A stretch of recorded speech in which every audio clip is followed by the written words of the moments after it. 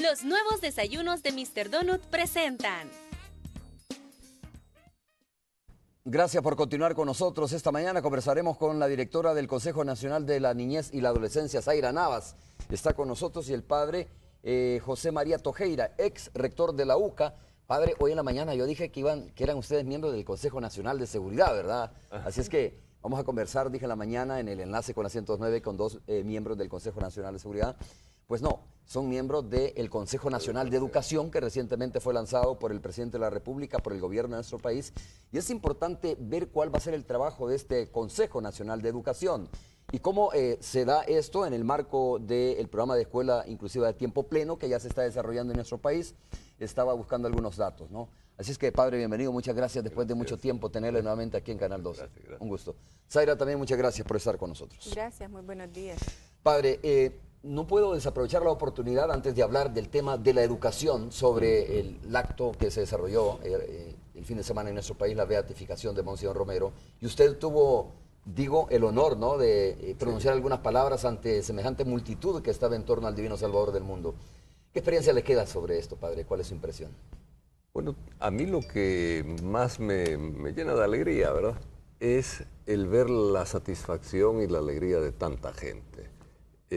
Fue un acto muy bonito, pero lo más bello, ¿verdad? Es decir, que Monseñor Romero es santo, bueno, ya lo sabíamos, ¿verdad? Que se reconfirme eso, estupendo, pero era la gente tan satisfecha, tan contenta, tan llena de alegría, tan valorando, ¿verdad?, la vida de Romero y con esa esperanza de si vemos un pueblo bueno, ¿verdad?, y un pueblo con ganas de vivir valores.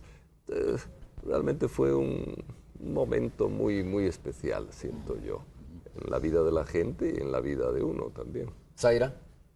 Sí, bueno, yo creo que esas cosas buenas son las que necesitamos como sociedad. Ha sido una cosa maravillosa para nuestro pueblo, para nuestra gente. La vigilia de la noche anterior, la alegría de nuestra gente, la emoción, los llantos. Necesitamos como sociedad realmente momentos de esa naturaleza, pero también necesitamos retomar el mensaje de Romero y traerlo a nuestras vidas y traerlo al día de hoy, precisamente por la situación de violencia en que vivimos. Bien, a ver, vamos a tomar el tema de esta mañana. Vamos a hablar de la labor que está desarrollando el Consejo Nacional de Educación. Cuando se le preguntó al ministro de Educación, cuando se le preguntó también a las autoridades del gobierno, dijo que se está trabajando ya en varias mesas, creo que son 4 mesas. Y bueno, es un tema que requiere, dijo, de muchos consensos. Creo que debemos avanzar en la generación de consensos para que permita avanzar en el desarrollo de la educación. Padre, ¿cuáles son los temas? ¿Cómo se comienza a integrar este Consejo Nacional de Educación? Y de verdad, ¿cuál es el objetivo, el propósito que tiene el mismo? Bueno, yo creo que hay un objetivo de fondo que es ponernos de acuerdo en este gran tema de la educación. El país no va a salir de sus problemas si no logra avanzar sustancialmente y de un modo muy fuerte en educación. Es decir, se están graduando nada más un 40% de muchachos de bachillerato, ¿verdad? Y los técnicos en desarrollo nos están diciendo que un país para salir del subdesarrollo necesita que el 70% de su población tenga bachillerato. Bueno, ahí tenemos ya algo realmente estremecedor. No podemos seguir con el 40%. Para llegar al 70% tenemos que universalizar el bachillerato y universalizarlo de calidad. Yo creo que son los dos grandes retos que tiene el país. Y yo creo que el Consejo, la gran finalidad que tiene es lograr acuerdos, ¿verdad? Ahí hay gente de todos los sectores, estamos gente muy diversa, pero la idea es que al menos en educación, digo, yo creo que hay que ponerse de acuerdo en muchas cosas, claro, pero en educación tiene que ser uno de los pasos estratégicos fundamentales de un acuerdo nacional. Y yo creo que ese es el objetivo final.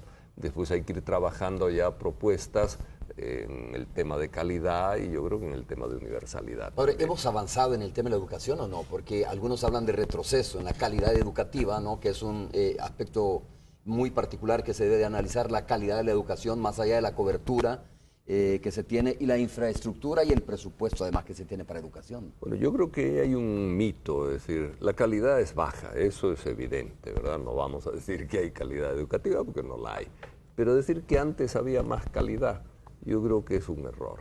yo creo que la calidad va creciendo. Lo que pasa es que al haber más cobertura se nota mucho más la baja calidad. Miren, yo lo veo en la universidad. Cuando me dicen que baja la calidad, dicen, yo veo abogados mayores de 50 y 60 años y los veo mucho más deficientes que nuestros jóvenes. Poco actualizados, además. Poco actualizados, con una verborrea espantosa y además con un montón de mañas.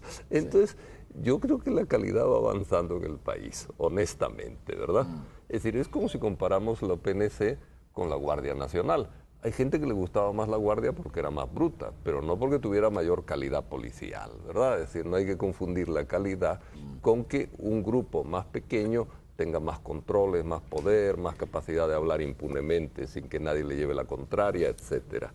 Entonces yo creo que la calidad avanza muy lentamente y hay poca calidad en el conjunto. Eso sí hay que decir. Zaira, hablamos un poco sobre, a ver, el Consejo Nacional de Educación en el entendido o en el enfoque de cuáles serán las responsabilidades que tendrá inicialmente y por qué es importante que se haya formado un Consejo Nacional de Educación. Porque muchos dicen, mire, ojo con lo que se está haciendo, ¿no? Se forma un Consejo Nacional de Seguridad y Convivencia y dicen el gobierno está delegando su responsabilidad. Se forma un Consejo Nacional de Educación y no faltará más de alguno que diga el gobierno está delegando su responsabilidad en materia educativa, como se señala en seguridad pública, ¿no? Porque es importante de que haya distintos actores y distintas voces en este tema de la educación. Yo creo que en ambos casos es importante recordarle a la población y a estas voces de quienes dicen que se están delegando responsabilidades, que este país requiere de consensos, que este país requiere de políticas públicas que sean legítimas y la legitimidad se obtiene en la medida que todos y todas aceptamos estas políticas públicas. A mí me parece una excelente estrategia del gobierno llamar a todos los actores y a todas las personas de la vida nacional que tienen voz en estos temas tan estratégicos de país, consultarles, escuchar sus opiniones, tomar en cuenta sus opiniones, pero fundamentalmente asumir sus responsabilidades desde donde corresponde, que es en el caso de seguridad desde el Ministerio de Justicia y Seguridad, en el caso de educación desde el Ministerio de Educación. Los decretos que dan vida a estos consejos tienen dos cosas importantes y otros consejos que se han generado. En primer lugar, son consejos, como su nombre lo dice, que tienen por fin asesorar, recomendar, analizar la situación actual para promover que el Estado asuma sus responsabilidades, pero también, hay que decirlo, para asumir corresponsablemente lo que a cada cual nos corresponde. No se trata de delegación de responsabilidades, ha sido como muy claro los ministros en estos casos. En el caso de educación particularmente, se trata precisamente de analizar qué es lo que hemos tenido, de analizar la política pública, para dónde vamos y recibir recomendaciones asumiendo la responsabilidad que corresponde. Lo importante de todo esto es la inclusión de todos los actores y los sectores de la vida nacional que pueden participar, que pueden recomendar y fundamentalmente hay otro aspecto importante que es bueno decirlo, que pueden generar contraloría de lo que se está haciendo desde el Estado. ¿Será parte de las funciones también de este consejo? Es parte de las funciones de este consejo. De hecho, quienes participan en estos consejos no son personas afines al gobierno o partícipes del gobierno, es una cantidad de personas que tienen experiencia, tienen conocimiento sobre la temática. Siempre que se forma una comisión de esta, la gran pregunta es, y se habla siempre de recomendaciones, ¿no? De sugerencias. Y uno dice, al final, será parte de sugerir nada más y que queda a discreción del gobierno si se ponen en marcha o no estas recomendaciones o sugerencias. En este caso hay compromisos claros de asumir estas, precisamente por eso es importante distinguir entre lo que es una recomendación y lo que es asumir como tal un compromiso de esta naturaleza. No se le puede delegar a un consejo de este tipo la implementación de las acciones porque eso le corresponde al Estado. Claro, algunos de los partícipes de estos consejos tienen acciones directas, las organizaciones sociales, las universidades, las iglesias en temas de valores, de educación, etcétera. Aunque parezca ilógico, padre, pero usted bien lo comprenderá, este eje de la educación y la seguridad es transversal. Digo la seguridad Sí, también sí, porque sí. no puede haber calidad educativa, uno, si no hay seguridad para los maestros, ¿no? Dos, si las escuelas, por ejemplo, donde están, están rodeadas de violencia, ¿no? Si las comunidades donde están instaladas estas escuelas, pues se ejerce violencia diariamente. Entonces digo, ustedes tendrán la responsabilidad de definir cuál es la principal prioridad de todos los temas que hay que impulsar mediante este Consejo Nacional de Educación. Y no me cabe ninguna duda que uno de ellos es la docencia, la formación de los docentes, pero también el tema de dónde están instaladas las escuelas y cuál es el entorno de estas escuelas. Sí. Hombre, desde hace tiempo yo he venido insistiendo en que hay que lograr que las escuelas sean territorio de paz, ¿verdad? Incluso cuando se hablaba de la famosa tregua con las maras o entre las maras o como fuera, yo insistía mucho en eso, es decir, un paso que hay que dar, no basta con que maten menos, hay que empezar a poner cultura de paz, y parte indispensable de la cultura de paz que tienen que aceptar incluso los propios delincuentes, es que la escuela es territorio de paz. Ahí van sus hijos, los hijos de ellos, y tienen que educarse, y no son herederos de la violencia, es decir, deben ser personas que salgan adelante, los hijos de los delincuentes. Entonces tiene que haber responsabilidad ahí. Yo soy partidario de que las escuelas estén allí donde hay necesidad, y muchas veces hay necesidad precisamente en los barrios donde hay más violencia. Y no se trata de sacar las escuelas de esos barrios, sino más Yo bien creo crear que las no, condiciones al de paz, revés, como usted dice. ponerlas allí, pero crear condiciones de paz, insistir, buscar las maneras de que realmente la escuela sea territorio libre de violencia. Eso es un punto que tenemos que buscar.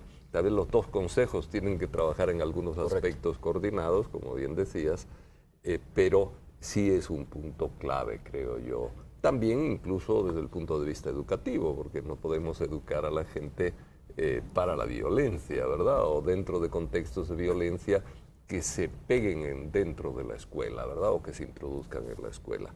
Yo creo que... ¿Qué significa crear las clave, condiciones sí. de paz? Pues mira, primero decir que hay un funcionamiento normal con cierta disciplina, también con diálogo con los jóvenes, que haya formación en valores. Yo creo que ahí tenemos un déficit. A veces la gente dice, hay que volver a la educación cívica, ¿verdad? Es decir, bueno, la idea no es mala en la formulación, pero hoy en día la educación en valores es distinta de la antigua educación cívica. Es mucho más dialogada y mucho más sobre valores concretos, experienciales de los propios niños. Eso hay que lograrlo. Lo mismo, tener apoyo psicológico en las escuelas. Yo estoy convencido que escuelas un poco grandes, ¿verdad? Escuelas que tengan desde primer grado hasta bachillerato, son escuelas que deben tener psicólogos, los del Estado, ¿verdad? Es decir, me parece fundamental también. Es decir, es toda una serie de factores. La misma seguridad del perímetro de la escuela debe estar bien asegurado, ¿verdad? La entrada, la salida, etcétera. ¿Está por encima de lo demás la seguridad, padre, desde su punto de vista? Yo creo que es muy importante, y muy importante precisamente en los sectores poblacionales donde hay mayores niveles de violencia. Y hay que trabajarlo con la comunidad también. Es decir, para mí la idea de la policía comunitaria es buena si además se conecta con la escuela, se conecta con la comunidad, se conecta con la alcaldía. Tiene que haber esfuerzos colectivos, ¿verdad? Grupales, para lograr construir la paz en torno a la escuela, ¿verdad? Ese tiene que ser un punto, yo creo, importante. No es el único, ¿verdad? Hablábamos de universalidad y de calidad. De calidad, por ejemplo. Pero este de cobertura misma, ¿no? Sí, este es un punto previo, ¿verdad? Es un punto previo muy importante. Crear las condiciones, más bien. Sí. Y cuando le preguntaba, Zaira, al padre sobre qué significa crear las condiciones de paz, pues lógicamente no solo uno se tiene que referir al tema de la ausencia de violencia física, ¿no? En el barrio, en el entorno de la escuela, porque también se ejerce violencia desde el gobierno mismo cuando no se le da las condiciones a los jóvenes, a los alumnos, para poder desarrollar la educación misma, para tener esas condiciones. Si no hay, por ejemplo, agua potable, si no hay, por ejemplo, unidad de salud, si no hay caminos adecuados para que los estudiantes puedan llegar a la escuela, pues ese es otro tipo de violencia también que se ejerce, más allá de la presencia de pandillas, ¿no? Que no se garantiza que se elimine esta violencia con la presencia misma y la llegada misma de la policía comunitaria. Es decir, Correcto. hay una cantidad de elementos que se tienen que conjuntar, digamos, en ese esfuerzo.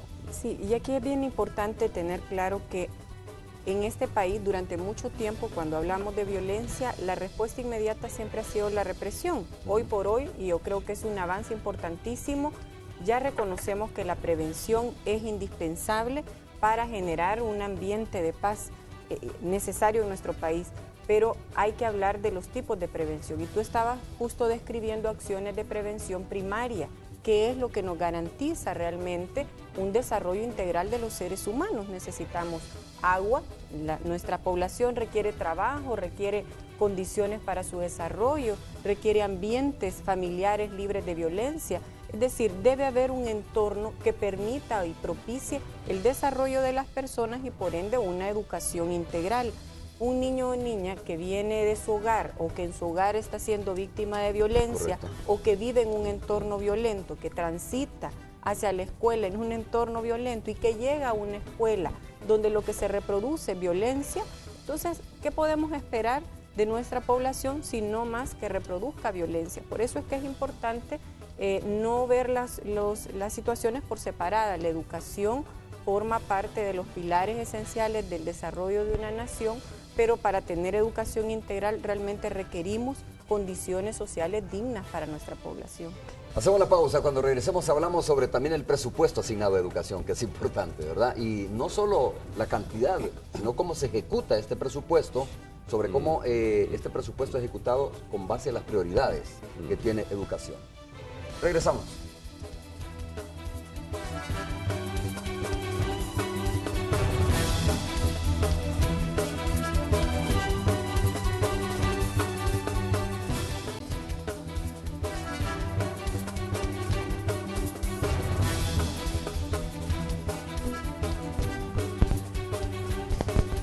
A ver, está conversando con nosotros esta mañana el padre José María Tojeira, ex rector de la UCA y ahora miembro de la comisión también parte de la Comisión Nacional de Educación. Zaira Navas también, directora del CONNA, pero además también parte de esta comisión, ¿no? Que ha comenzado a estudiar. No es la primera vez, padre, quería preguntarle, se lo traía en el tintero. ¿Esta es la primera vez que se hace un esfuerzo de ese tipo o ya se hicieron esfuerzos similares anteriores y no se pusieron en práctica? Bueno, hubo un Consejo Nacional de Educación en el gobierno pasado, pero era de un estilo distinto, era más un consejo pequeño, estaban ahí de colegios católicos, de colegios evangélicos, era un grupo pequeño y se veían más algunos temas puntuales, hacía más labor de, llamémosle así, de consejería, ¿verdad? De consejería concreta frente a algunos puntos, dar opinión. Yo creo que hoy hay un consejo mucho más amplio y mucho más enfocado hacia lograr acuerdos que los de la vez anterior. En la vez anterior, mientras era ministro el actual presidente, Sánchez Serén, hubo un intento muy bueno de diálogo que desarrolló especialmente Monseñor Rosa para tratar de lograr porque estaba en el Consejo y sigue estando también ahora en la educación, pero para lograr un diálogo sobre seguridad y paz en las escuelas. Y fue un diálogo en que participó la empresa privada, participaron los medios de comunicación, etcétera. Pero después ya se acercó la época electoral, se cambió de ministro y no se siguió caminando, que fue una lástima porque el proyecto lo desarrolló muy bien Monseñor Rosa, ¿verdad? Pero bueno, pasó eso. Ahora, este tipo de consejo tan amplio, yo sí creo que es novedoso y es primera vez que se tiene a nivel educativo. Hay muchos actores, eso es más amplio, es más difícil lograr los consensos, ¿no? Puede ser. Mira, yo estuve en un consejo también de educación en tiempo del presidente Saca. Sí. Fue un consejo temporal, digamos, una comisión para desarrollar un poco un plan de reforma educativa, que es lo que generó después. Nosotros sacamos un documento, sobre ese documento construyeron el plan 2021, ¿verdad? Es decir, pero claro, éramos un grupo pequeño y más enfocado a elaborar unos lineamientos de desarrollo educativo, que creo que fueron bastante buenos, y ahí estábamos mezclados, gente del FMLN, gente de Arena, gente de las iglesias distintas, profesionales de la educación, académicos. Fue una experiencia bonita de trabajo. ¿Tuvo algún impacto el plan 2021 finalmente? Yo creo que sí, ¿verdad? Que por lo menos se sentaron inquietudes y problemáticas que después se han ido recogiendo y bueno, pues ahora hemos caminado lento, ¿verdad? Mire, el Plan 2021 proponía llegar pronto a una inversión del 6% del PIB en educación. Y bueno, nos quedamos en el 3 todavía. Creo que cuando terminó el periodo del presidente Saca estaba en 3.1, 3.2. Ahora estamos 3.7, 3.8. Se ha avanzado algo, pero la idea era llegar pronto a ese 6%.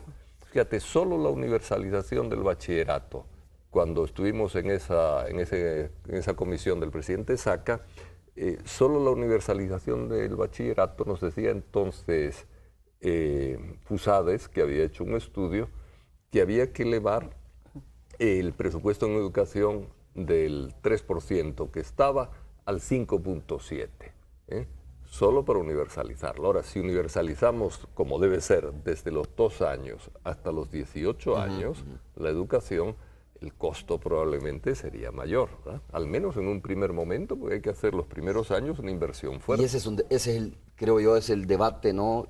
O la sombría de todo lo que se puede hacer en educación. Sí, es un o sea, problema cuánta de plata fondo. tenemos disponible. Es un problema de fondo. Es un problema de fondo como lo tiene también seguridad pública, ¿no? ¿Y cuál es la idea? ¿Por dónde puede plantearse la idea para mejorar, digamos, que lleguen más fondos? ¿Es vía presupuesto nacional de la nación nada más? Yo creo que es importante distinguir dos cosas. Es necesario contar con un diagnóstico muy claro sobre cuál es la situación actual, cuál es la demanda que tenemos de población, considerar lo que el padre acaba de plantear, y es que lamentablemente, y hay que decirlo con mucha franqueza, en este país no se ha invertido en la primera infancia, no se ha invertido en educación de primera infancia, y por eso es que tenemos fuertes debilidades académicas en el desarrollo de los niños y las niñas y en el ámbito universitario.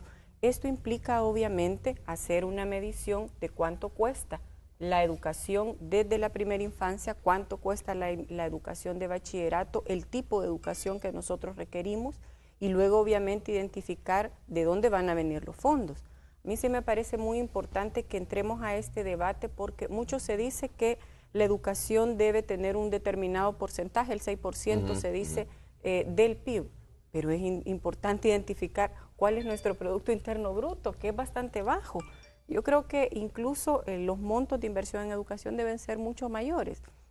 El reciente estudio que se hizo desde UNICEF revela que si sumamos no solo el presupuesto que se le da a educación, sino todos los presupuestos de las instituciones que trabajan de alguna manera en temas educativos, se eleva la inversión, pero aún así tenemos graves debilidades. Esto lo que nos implica es que debe haber mayor inversión y que debemos identificar cuánto debe ser esa inversión a partir de dar cobertura a la educación inicial, que es considerada educación parvularia, pero además mejorar significativamente la calidad educativa. Y aquí hay una propuesta muy interesante que nos ha presentado el ministro de Educación, muy buena, que está vinculada a mejorar las condiciones del personal docente, la profesionalización docente, que es indispensable para realmente poder entrar a un trabajo de calidad educativa.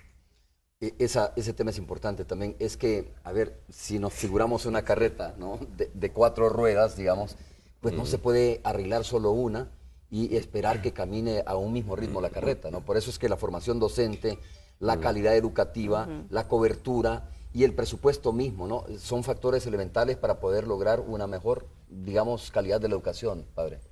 Bueno, eso es evidente, pero sobre el presupuesto quería yo añadir una cosa más. Mira, este es un objetivo nacional, ¿verdad?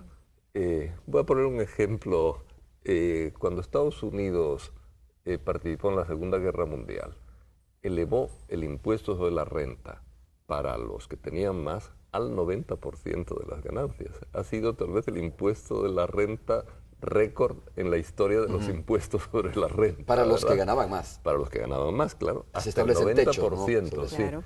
Pero hasta el 90% el techo. Nosotros tenemos un techo del 25%, creo que es, ¿verdad? Bueno, lo elevaron al 90%, ahora andan en el 30%, creo. Es decir, porque tenían un objetivo, que era ganar la guerra, ¿verdad? No digo yo que haya que subir al 90%, que no se asuste nadie. Pero podría, a los que más podría ganan. ser una fuente de Pero financiamiento. yo creo que todos, no solamente los que tienen más, pero yo creo que todos, ante la educación, debemos hacer un sacrificio para después estar mejor. Todos, tanto los pobres como los ricos, ¿verdad? Todos tenemos que hacer un poco de sacrificio. Yo, miren, voy a decir una pequeña herejía ahí para algunos de mis amigos, etcétera. Pero yo, si el impuesto de la renta se pagara y no se eludiera, ¿verdad? Hubiera buen control. Si subiera al 40%, no tendría problema en que subiera 1 punto o 2 el IVA, ¿verdad? Es decir, todos tenemos que aportar, digo, y enfocando una buena parte de ese dinero a educación. Es decir, yo creo que este país tiene que hacer algún tipo de sacrificio. Y los que tienen más, tienen que hacer más sacrificio, porque la gente que tiene menos ya está sacrificada. Pero algunos no pagan, ¿no? Muchos aspectos, por ejemplo, ¿verdad? Si tomamos en cuenta el informe recientemente del Ministerio de Hacienda, algunos ni tan siquiera pagan lo que deben de pagar. Y en el informe no está ni lo que se elude ni lo que se evade. Exactamente. Sí, entonces, no lo que deben ya. Solo lo que deben, sí. Entonces, y con una ley bastante sencilla y cercana. Yo creo que ese punto del sacrificio, pero un sacrificio positivo, como se sacrifica todo el mundo por un objetivo bueno a largo plazo. Es decir, es el desarrollo del país y es el futuro del país en el que hay que invertir, ¿verdad? Hay que invertir en la gente. A ver, Zaira, dije que íbamos a hablar también de este programa de escuela inclusiva de tiempo pleno, o sea, Sí. y de hecho en la pausa comercial estaba haciendo la broma si no era albarda sobre aparejo, esto, ¿no? Entendiendo la figura de un doble esfuerzo. Sí. Ustedes me decían que se ve como algo complementario, porque parte de los objetivos de la escuela exclusiva de tiempo pleno es precisamente mantener ocupados a los jóvenes en actividades extracurriculares de alguna manera, pero siempre en la escuela, ¿no? Sí. Y eso lógicamente tiene que ver también con crear oportunidades para los padres, etcétera. ¿Cómo se complementan estas dos figuras entonces? Bueno, yo creo que la escuela inclusiva de tiempo pleno es la gran oportunidad que tenemos como país. Es un ejemplo claro de la posibilidad que desde la educación se puede hacer para el desarrollo integral de los niños y los adolescentes. Y esto es bien importante destacarlo porque es necesario que la niñez y la adolescencia reciba educación formal, que aprenda, que se forme, pero también es necesario que obtenga otras habilidades, y es más allá de mantener ocupados a los niños y adolescentes, es precisamente para generar otras habilidades, y ahí encontramos que la escuela inclusiva permite generar habilidades incluso para para que ellos posteriormente puedan incursionar en la vida laboral ya con habilidades generadas. Lo que hemos tenido hasta este momento es una escuela que trata la educación formal y no le da habilidades a los adolescentes ya de 16, 17 años, 18 años, y salen del bachillerato sin ninguna posibilidad, sin ninguna preparación para trabajar o para contribuir en su hogar. ¿Es una escuela vieja esa? Sí, Sí, bueno, sí. esa era la concepción que teníamos. Yo creo que es importante también destacar que la reducción del tiempo de estudios también generó un impacto negativo en los procesos educativos. Pero además las condiciones sociales de nuestro país, recordemos que nuestra sociedad es una sociedad en la que mayoritariamente somos las mujeres las responsables, las proveedoras, las jefas de hogar, y esto implica que los niños y las niñas quedan solos en los hogares o con terceras personas que no trasladan valores o en un ambiente que también no puede ser favorable para su desarrollo. La escuela inclusiva tiene precisamente una visión muy integral que desarrolla la parte formativa académica, pero además genera este proceso de formación en valores, de socialización, de desarrollo de otras habilidades culturales incluso, que mucho retroceso hemos tenido al haber abandonado las artes o al haber abandonado otras formas de educar y de formar a nuestros niños y adolescentes. Entonces, todo lo contrario, la escuela inclusiva tendrá que fortalecerse a partir de lo que el Consejo de Educación identifique. De hecho, me imagino que está en el prioritario. radar del Consejo Nacional de Educación, ¿no? Es decir, Está cómo como está una de las funcionando. prioridades, Porque claro. fíjate, Zaira y padre, que de repente uno dice, a ver, por ejemplo, estaba revisando un dato, en el año 2013, mayo del 2013, este informe ya está un poquito desfasado, pero se hablaba ya de que la escuela inclusiva de tiempo pleno había llegado ya a 340.000 estudiantes. Supongo ahora que la cobertura es mucho más grande, ¿no? Pero, ¿quién audita esto? ¿Está funcionando la escuela inclusiva de tiempo pleno? Porque nos puede llegar cualquier informe, pero territorialmente alguien audita si se desarrolla o no se desarrolla la escuela inclusiva de tiempo pleno y sobre todo si está dando los resultados que se espera de este programa. Bueno, son las directivas departamentales las que auditan, ¿verdad? Pero sí creo que se necesita un seguimiento de familias, un seguimiento de municipalidades, tiene una cooperación de más instancias en apoyo a la escuela de tiempo pleno.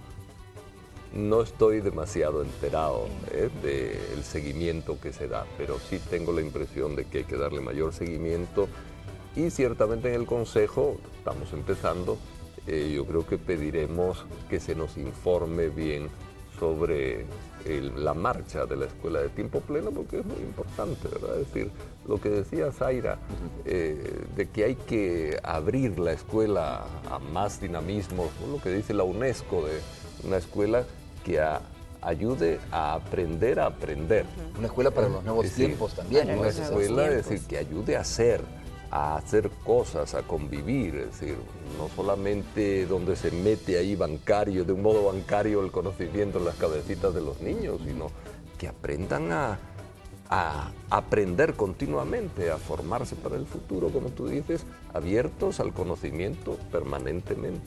Zaira, ¿ibas a agregar algo sobre esto? Sí, quiero decir que en las escuelas inclusivas de tiempo pleno participan organizaciones de sociedad civil, dando sus distintos aportes, juegan un doble rol, este rol de aporte directo, de corresponsabilidad, pero también de contraloría, y también juegan un papel muy importante las familias que forman parte de los consejos educativos escolares, quienes además le dan el seguimiento. Yo también considero que desde el Consejo podríamos proponer una revisión permanente de los avances que tiene precisamente para identificar en qué poblaciones será necesario impulsar este modelo y obviamente habrán otro tipo de modelos que será necesario de acuerdo a las características de la población. Vamos a hacer la última pausa, regresamos.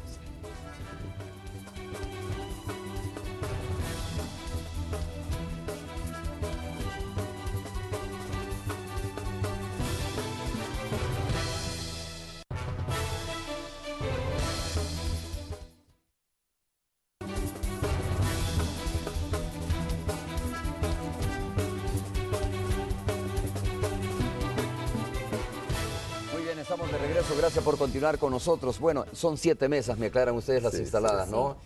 Padre, la mesa donde usted está es la mesa... Yo estoy en la de universidades. De universidades. Educación superior. Zaira está en la mesa de entorno. Sí, como consejo estamos participando en la mesa de entorno escolar, violencia, y se ve también infraestructura, que la idea de estas mesas es precisamente analizar el contexto en que se genera.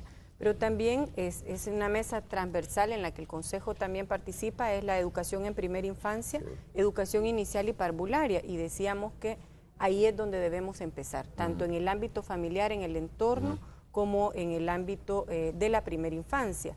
La otra mesa es sobre educación básica, educación media, que incluye educación técnica, la mesa de personas jóvenes y adultas, porque hay que hablar de alfabetización, y de ir rompiendo con la falta de conocimientos básicos de lectura, etcétera, la mesa de educación universitaria, técnica y tecnológica, y la mesa de docentes. Padre, nada es gratis, al final van a decir, bueno, todo esto tiene un precio, ¿verdad? Probablemente lo que significa es eficientizar más el presupuesto que ya se tiene, pero también no alcanzaría para poner en marcha, digamos, las recomendaciones. Pero quiero preguntarle algo que siempre ha estado en la discusión, en el debate, que son los programas sociales que han ido encaminados al tema de educación. Ustedes van a analizar si tienen efectividad o no tienen efectividad, ustedes, digo, el Consejo en su conjunto, los programas que se han puesto en marcha, por ejemplo, el vaso de leche, el uniforme, el paquete escolar, porque algunos dicen, volvemos al tema de auditar, ¿no?, el impacto que tiene los programas sociales. ¿Será responsabilidad también del Consejo esto? Bueno, supongo que en algún momento se tratará. Aunque estas cosas son bastante normales y comunes en los países desarrollados, allá en España, lo cuento porque es lo que he visto yo de mi hermano, ¿verdad? Claro. Es decir, los niños están escolarizados desde los 2 años y ahí muchas veces tienen el almuerzo, ¿verdad? ¿Por qué? Porque las mamás, la mayoría, trabajan y entonces la escuela les da almuerzo. Bueno, es decir, no les dan uniforme porque ahí no usan uniforme, etcétera, pero sí hay una inversión fuerte en un refrigerio y luego el almuerzo. Eso es bastante normal en muchos países. Entonces, yo creo que entre nosotros se ha hecho un poco de escándalo de que se les da, que no se les da. Correcto. Bueno, el tema alimenticio yo creo que es un tema en El Salvador básico, porque hay un porcentaje grande de niños desnutridos. Entonces, razón de más si se les da en otros países para facilitar el trabajo de la mamá. Es decir, aquí es facilitar el trabajo de la mamá y facilitar el desarrollo del niño, que a veces tiene problemas de nutrición. E incluso la situación económica, Entonces, ¿no? Y la situación económica. Padre, Entonces, pero yo viene el eso no debate lo sobre veo. si esto contribuye a la calidad educativa, Claro. cómo repercute, ¿no? El entregarles, por ejemplo, darles refrigerio o darles Sí. un paquete escolar. Mucho se ha hablado sobre eso y algunos han sido críticos y dicen, mire, está bien eso, pero dígame usted si hemos mejorado en la calidad educativa o qué impacto tiene en la calidad educativa. Y pareciera que la tesis de estas personas que son detractores de los programas sociales se refuerza cuando usted ve los resultados de la PAES, ¿no? Bueno, los resultados de la PAES son al final del bachillerato, ¿verdad? Es decir, hay también una mini PAES que le llaman, que es en tercero, sexto y noveno grado, ¿verdad? Que creo yo que es interesante porque marca el desarrollo del conocimiento según la edad de los niños. Pero yo creo que esto es una labor de largo plazo y el tener estos programas sociales, SACA empezó, pero SACA daba 2 refrigerios a la semana, no era constante el asunto. Bueno, con 2 refrigerios tampoco podemos esperar que mejore muchísimo la nutrición de los niños, ¿entiendes? Creo que eran 3, pero cuando hubo aquella crisis del costo de los alimentos, se redujo a 2, ¿verdad? Porque no había presupuesto.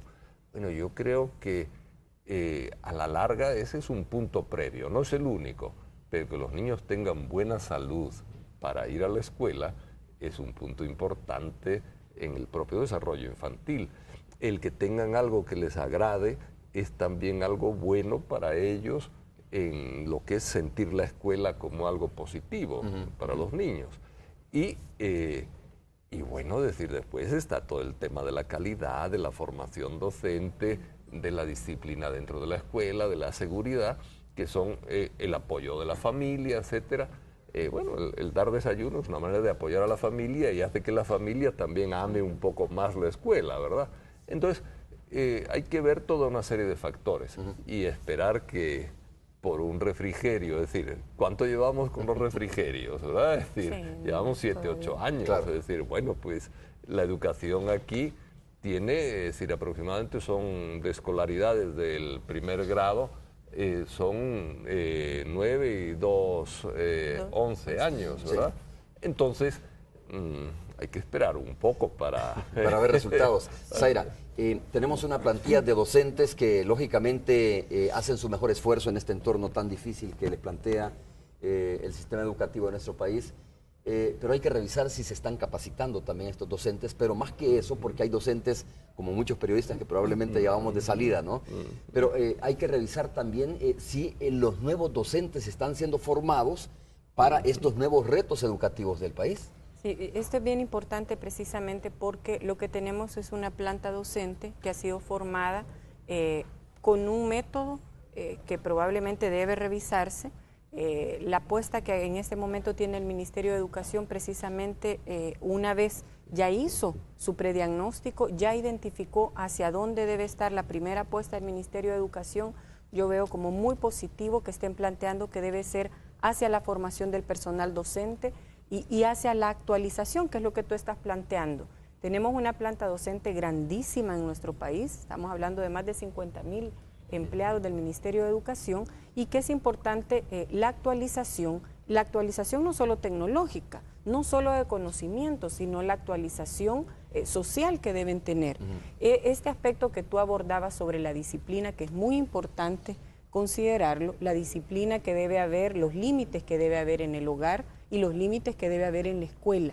En la medida que tengamos como mucha certeza de cuál es el rol de la escuela en el proceso formativo, no solo académico de un niño o una niña, entonces, y que se generen las habilidades claras al personal docente, entonces habremos avanzado significativamente.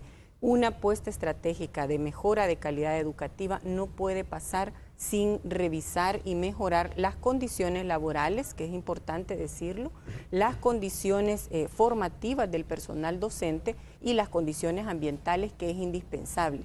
Yo creo que hay una apuesta positiva, que es mejorar la infraestructura de las escuelas, porque hay escuelas en condiciones verdaderamente críticas, pero hay escuelas también muy buenas que no siempre nos están arrojando los mejores resultados. Y esto tiene que ver a pesar con de que las condiciones, a por pesar ejemplo, que de las infraestructura condiciones son buenas, de infraestructura son buenas, y esto es precisamente porque no son soluciones o parches, sino esto debe ser un tema bastante integral.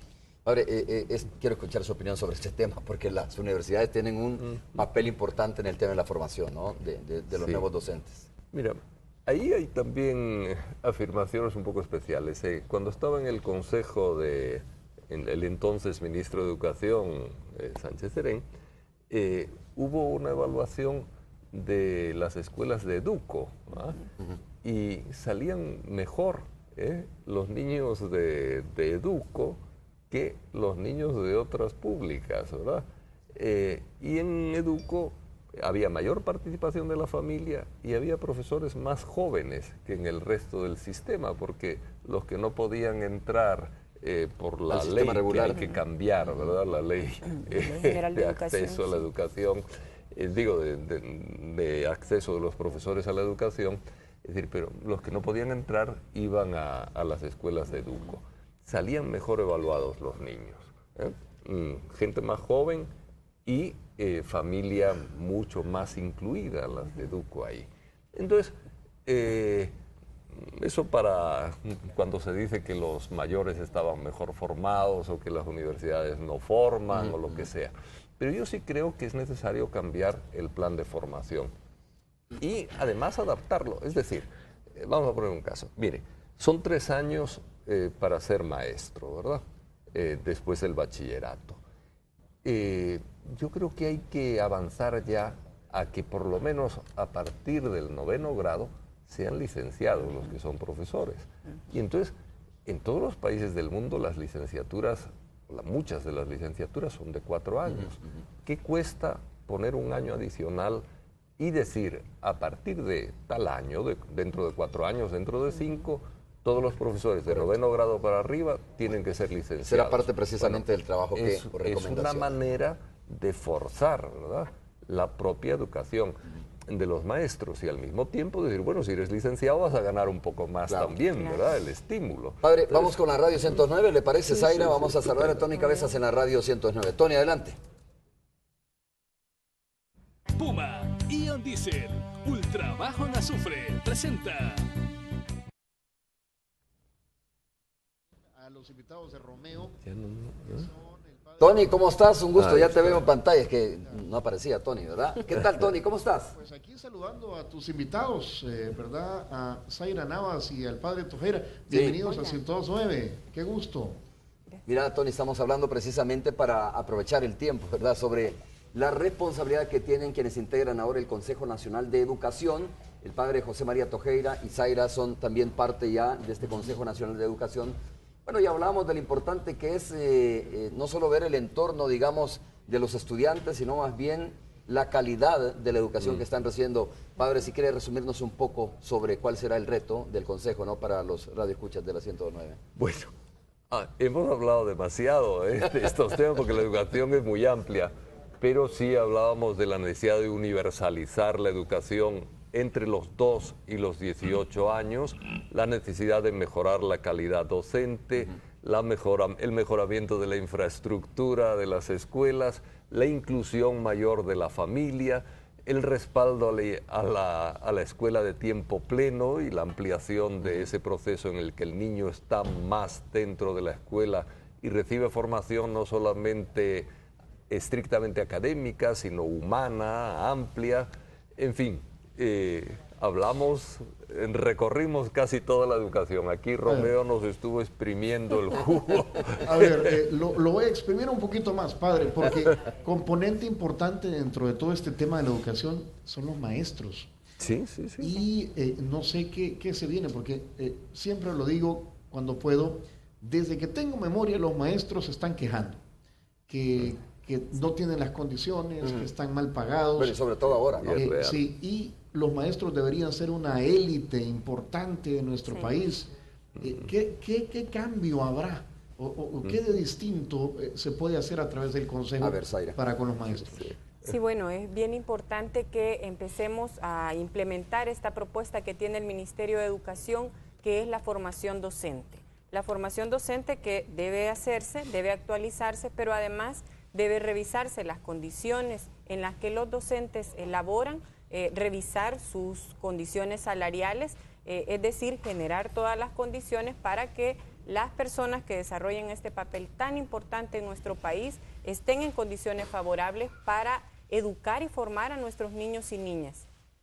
Bueno, hablando de retos, un reto importante lo tiene nuestro invitado. Les quiero presentar al nuevo alcalde del municipio de Mexicanos, Simón Paz. De verdad que tiene un reto interesante, principalmente en el tema de la recolección y disposición de la basura. Está aquí con nosotros y se los quiero presentar.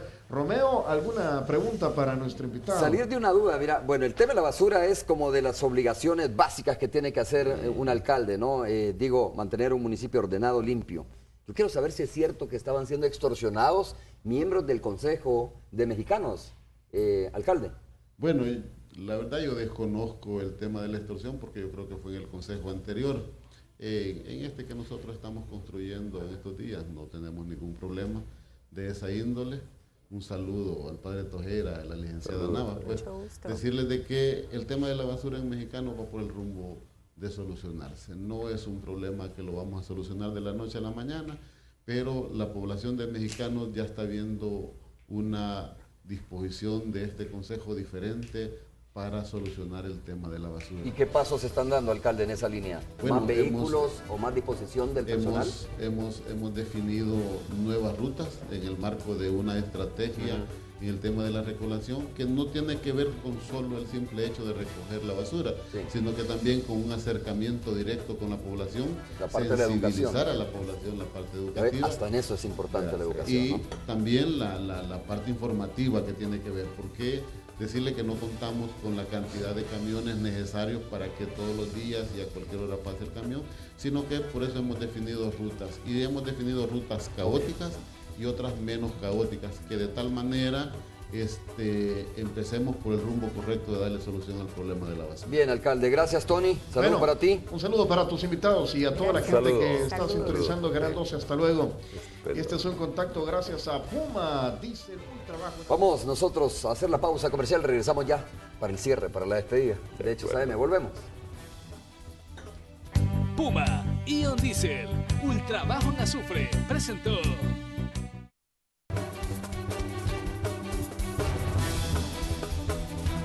Padre Tojera, muchas gracias por haber estado con nosotros. Un gusto haber conversado. Romeo, ha sido un placer estar con Zaira y contigo aquí. Gracias, Zaira. A ti también, muchas gracias. Gracias. Un saludo a toda la población. No, y vamos a seguir analizando esto, hablando de la educación. Es un tema que hay que tenerlo presente. Sí. Por supuesto. A ustedes, gracias. Nos vemos el día de mañana a las 5:30. Es todo. Buenos días. Los nuevos desayunos de Mr. Donut presentó